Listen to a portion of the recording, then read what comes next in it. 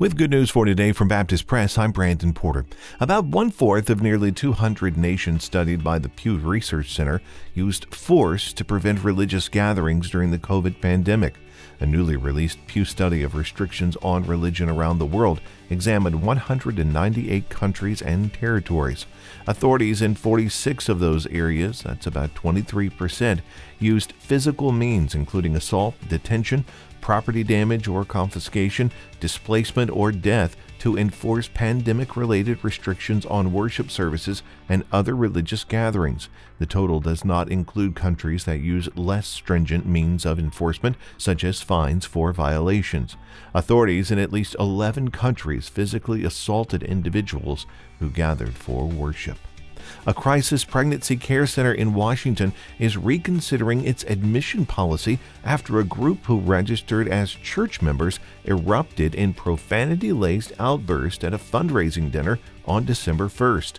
A handful of protesters arose individually at the event at various times, yelling profane statements accusing the center of mistreating women and other misdeeds. Security forcibly escorted the protesters from the event and no injuries were reported. The event was able to continue once the protesters were removed.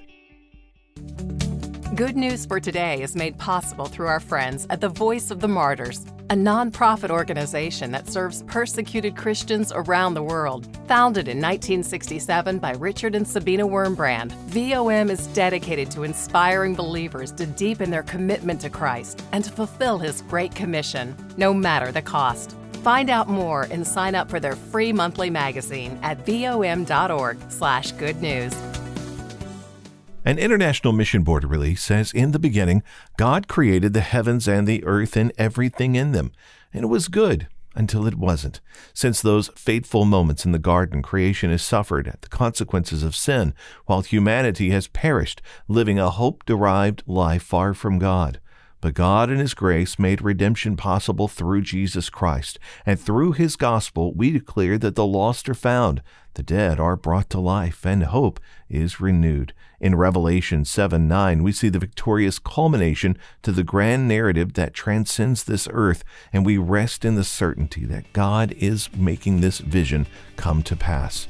But today, somewhere between the Great Commission and the Great Multitude, we find ourselves facing the greatest problem in the world, lostness.